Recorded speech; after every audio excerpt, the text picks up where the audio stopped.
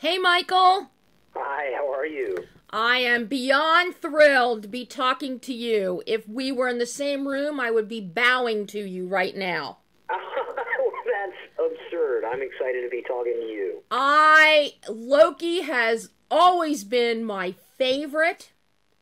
The mischievous, impish villain. And Tom and I have actually joked about it at press conferences before for the Avengers and Thor films. To see Loki get his own show and to see what you have developed is just phenomenal. Phenomenal. I am so in love with this show already, Michael. Having seen the first 2 episodes. And the way that you're doing, working with the time travel issue here, I've been a diehard time travel fan since I first read A Wrinkle in Time back in 1963 or 64. Wow. So. Well, this is. Thank you. Please. Now, here's what I need you to do. I need you to create a bunch of fake accounts on Twitter and just tweet all of this stuff over and over again over the next 6 weeks. That's all I ask. It'll be my pleasure. My pleasure, Michael. I mean, this is, for decades, I would talk about the tesseract and tessering, and people thought I was nuts, and I'm like, go read A Wrinkle in Time. Go read Madeleine L'Engle's stuff.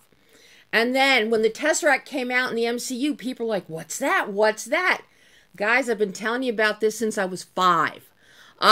So, to see this, I remember having my 4th grade teacher read A Wrinkle in Time to us. I was just having my mind blown by it as a kid. It was so cool. And now to see what you're doing, bringing it forward into the 21st century with that whole idea of time travel, stemming from the whole idea of a tesseract and infinity stones, and where do you even start with this whole idea of the time travel? Granted, we all got a glimpse of it in the MCU with Endgame, but you take it to the next level here, and now you expand so that we have a Loki manufactured offshoot from the timeline we know. And now, I'm expecting over the next several weeks to see you take us onto multiple different timelines, which just boggles my mind, and I am just giddy as can be about it. But so, well, I mean, it's taking what was there in Endgame, which was a great foundation for how time travel would work in the MCU and everything, and then building a more in-depth explanation of how does the TVA deal with time travel, and getting really scientific about how you might manage all of time. As a writer's room, we really had to just put ourselves in the shoes of this organization and say, all right, what do they do? How do they do it? It seems impossible. That's part of what's interesting about it.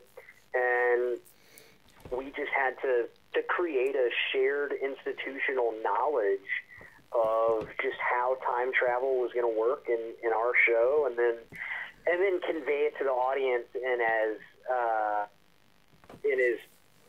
I guess, compelling and concise a way as possible. Well, what's really interesting here, and I'm curious, because you have to create the TVA. We all know Loki. We know Loki can get himself into many jams. We know Loki has faked his death several times. We know in the Thanos timeline, we took the foundation of how time travel was described in Endgame, right? And then we just tried to expand. We just tried to expand upon it, and as a writer's room, create kind of a shared institutional knowledge of just how the TVA looks at time travel and all the timelines and everything, and then establish those time travel rules, convey them to our audience as concisely as possible, and then hopefully push them to the background so that folks can just focus on the adventure and the emotion of our story. Well, and that's one of the things I'm really curious about, because we know who Loki is. We know he's chaos personified with whimsy attached. And we've seen him fake his death before. We've seen him really killed by Thanos in one timeline. But now you give us another one so people like me, we can like breathe a sigh of relief that Loki is still running around causing havoc in some aspect. Yeah, exactly. This is a version of him that is armed with the knowledge of how his life was meant to play out. So that's, he has that growth, or at least an awareness of what that growth was supposed to be, but now he can chart his own course. Mm-hmm. And what is really interesting is taking his independent free will and his chaotic ideas and plug them in. This is like fitting, a square peg in a round hole with TVA, because TVA is so structured. So I'm curious for you as a writer, as a creator, how you find that balance. How structured do you get, and how challenging is it to make that round peg or that square peg fit in that round hole? Well, I actually think that might be one of the easiest parts of this particular job is the fact that they don't fit, is that Loki is pure chaos, the TVA is pure order. And so every scene, there's just inherent conflict. I'm not having to really manufacture any. It's just naturally naturally part of what the show is. So that in that sense, that sort of dichotomy between the two really works to my favor. Yeah, I mean, that just fascinates me because you can go so many places with that. And in so many different dimensions and timelines that I can't wait to see where you take us as chaos meets order and organization. But what I love is we're once again getting a really good bromance story. We just saw that with Falcon and Winter Soldier. Now we're seeing it with Mobius and Loki. And Loki's never really had a foil other than his brother before. Other than Thor. So, creating this dynamic and creating Mobius, because I see and I detect that Mobius may be bending to a degree to Loki's will and some of his harebrained ideas. I think that they both, in ways, sort of rub off on the other. Yeah. And they have such an interesting dynamic because what Mobius brings to the table in his relationship with Loki that maybe nobody else ever has is patience. Mobius is patient with Loki. And because of that actually gives him the upper hand. Normally, I think Loki weaponizes the fact that people become impatient with him. But Mobius is not. He listens and sort of gives him the time of day and really is a cool customer about it. And that puts Loki and he on an equal footing and allows Loki to be honest with him in a way that maybe he's never been with anybody else. So it's just, it's a good, interesting dynamic between the two of them right out the gate. Yeah, I'm dying to see how you develop that dynamic and that relationship, because I'm loving what I'm seeing so far between the two of them. So I'm just really excited about what's to come in the coming weeks. Because the TVA is something new to the MCU, we haven't seen it before. How deep did you have to mine to create a TVA Bible, so to speak, of the rules and regulations? This is obviously virgin territory for us. So I'm curious about creating that world of the TVA, a Bible of rules and regulations, and how that fits within the grand scheme of Kevin Feige's MCU. Yeah, well, I think that, Avengers Endgame was how the Avengers understood time travel and stuff. This is a series about how the TVA understands and deals with time travel, and that, the rules are what you see on screen, and that exists for future stories to build off of, the same way that I think we built off of Avengers Endgame. How detailed do you get with, for example, designing your TVA? In terms of, many writers, they'll put in every detail about how a scene is supposed to look and what is on the desk or what is in the background. They really try and give the director, the producers, a real visual sense in their writing. So I'm curious how detailed you get in writing this show, or do you leave a lot of the visual interpretation to Kate and the production design team? I think in this show, it just depends on the scene. If I've got a strong perspective on how something should look, or if it feels important to the story, then I'm going to call it out for sure. In general, I've learned, especially with these Marvel projects, that the script is a blueprint for the director, for the production designer, for the actors and everything. And so it's like I want to give them enough. I try to give all the other geniuses on the team enough for them to go be brilliant at what they do, and they're just going to collaborate and make it even better. Mm-hmm. Yeah, because the visuals, I have to say, are absolutely outstanding. And we're really getting a differential between the look of the TVA, which almost has like a 1930s industrialized Art Deco, even Metropolis kind of look to it. And totally. Which I just fell in love with that the minute I saw that. And then we get these lighter, brighter worlds. I have to admit, I do love the fact that you're taking the timeline into like a Walmart during a hurricane. Yep, that was it was wanting to mix the remarkable with the seemingly mundane.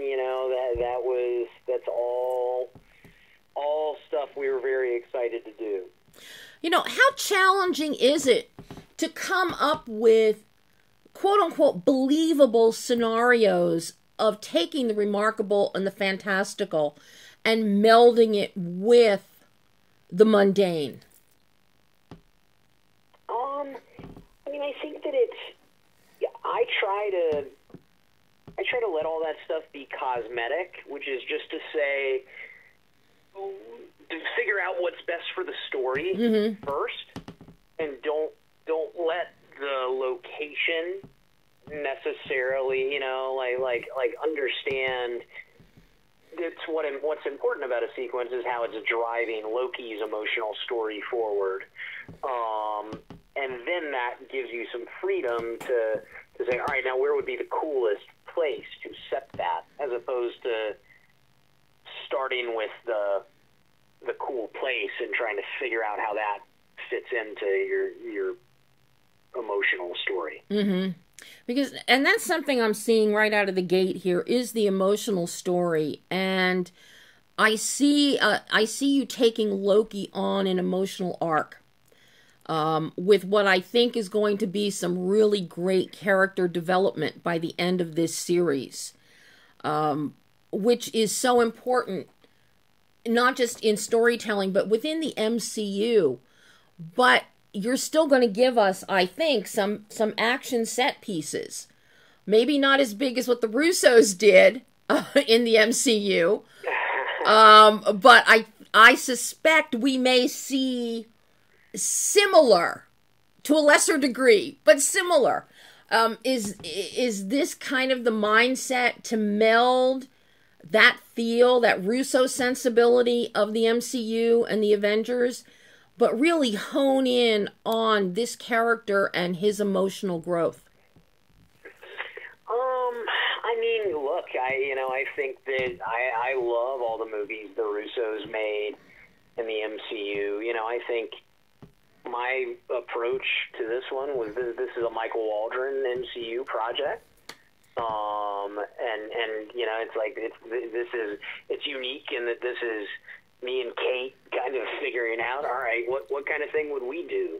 And I think, you know, what was great about the movies that the Russos made was they were such an amazing mix of awesome action, but really just tremendous character work. Yeah. And emotional investment. And that's also a testament to Marcus McFeely, their writers. And so I hope we can hit those heights in terms of like how those movies made you feel. I think the cool opportunity we have is there's 6 episodes here, and so we can go even deeper on some of the character stuff, and so that's really exciting. That's where it feels like we're doing something totally unique. And that's what I'm dying to see. I got to tell you, Michael, I am dying to see that deep dive into the characters. And not just Loki, but Mobius. And, you know, and even Gugu's character of Renslayer. I'm really looking forward to that. What is it about the idea of time travel that really speaks to you? Because here you've jumped in with Loki and time travel. You've got Doctor Strange and the Multiverse of Madness coming. And everything about Doctor Strange has us going back and forth and in and out. So there's got to be something about the idea of time travel that you really like. No, I think what I like about time travel is just the opportunity to perhaps, you know, so much about great storytelling is reckoning with our past selves, you know, confronting our past selves and trying to, you know, figure out who we want to be in the future, and time travel kind of lets you do that literally via magic, and so I just think that that's cool. You know, and of course you're also going to jump into the Star Wars universe. Do you have any sense, I mean, what is better? I mean, in the world of geekdom, for individual geekdom, it's like if I have to pick between Star Wars and the MCU, it's like, oh my God. You know, and here you are, you're going to play in both worlds. Yeah, I mean, I just feel very fortunate. I truly just feel very fortunate. These are all the kinds of movies that I grew up watching and loving. I'm a fan, you know, and I want to surprise people, but also, you know, reward and be reverent of the love that people have for these franchises, and so, you know, you try to carry that in and not be afraid of that. Just try and remember why you loved all this stuff, and try and tell stories that reflect that. Did you ever, in your wildest dreams, when you put together your company softball team back in the days of Rick and Morty, did you ever think you'd end up here through the connection and connection and connection and connection? I think I just wanted to make Dan Harmon laugh at that point. That constituted a victory, and so to have wound up here is a testament, you know, to just a lot of great collaborators and generous folks along the way that I've been lucky to work with, and some good fortune. So I've been very lucky, and I just try to keep that in mind. Because you're playing in the MCU sandbox now, are there any stringent rules that Kevin Feige and company require you to adhere to? Or do they let you really have carte blanche to take your storytelling wherever you want to take it? I mean, it just depends. You know, I think I've said this before. The charge is make the project you're working on the best it can possibly be. I think that's the important thing. And so that, you know, for me, that means making bold choices, and maybe, you know, maybe you get reined in every now and then, but those guys, there's no cap on your ambition or your imagination over there. It's, you know, make this project great, and they really want to support you. What has been the most challenging part of bringing Loki, the series, to life?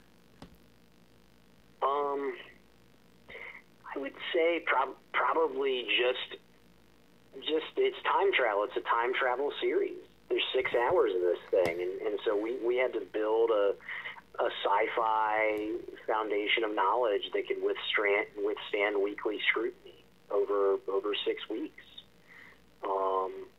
That was the big thing, and so that was the most challenging, just in terms of a specific just writing exercise. That was the hardest part. So now tell me, in your writer's room, do you have a wall-sized whiteboard there with all your timelines spread out? I do. Our writer's room was pure chaos? Pure chaos. Squiggly lines everywhere. How many of the ideas that you guys come up with for Loki, how many did you actually have to toss out because they weren't going to work within the structure? So, that was, you would work a whole day on something, think you'd cracked something genius, and then, somebody would mention something on the way out the door, and you realize that it blew the whole day. That is just the way it goes when you're telling a time travel story. But we tried to all embrace that as just part of the process. Mm-hmm.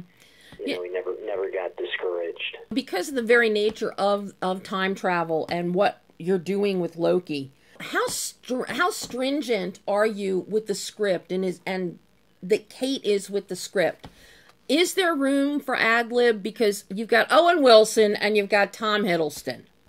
Are they given the freedom once the camera starts rolling to ad-lib, or do they really have to stick to what you've got on paper because of the particular nature of these journeys?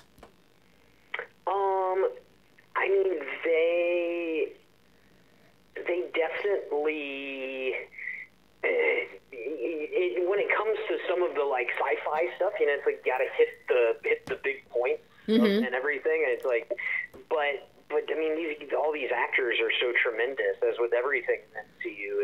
It's a collaboration with them, and so whether it's us working together in advance, them working with Kate on the day, or just having takes where it's like, let me run one this way.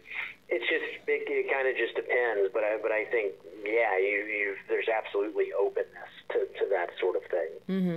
Well, I got one more question before I let you go, Michael, because we're going to hook up again later in the summer after they get screeners of Heels, because I'm dying to talk to you about Heels. But I'm curious, what has leading the charge and writing and creating Loki, what have you learned about yourself as a storyteller and as a screenwriter that you have been able to take into future projects or will take into future projects? I think that when you do a project as big as Loki and you're there running the writer's room and then you get to see it go, into production and get made and everything, it's helpful, especially for writers, to remember that you're just the first department that comes on.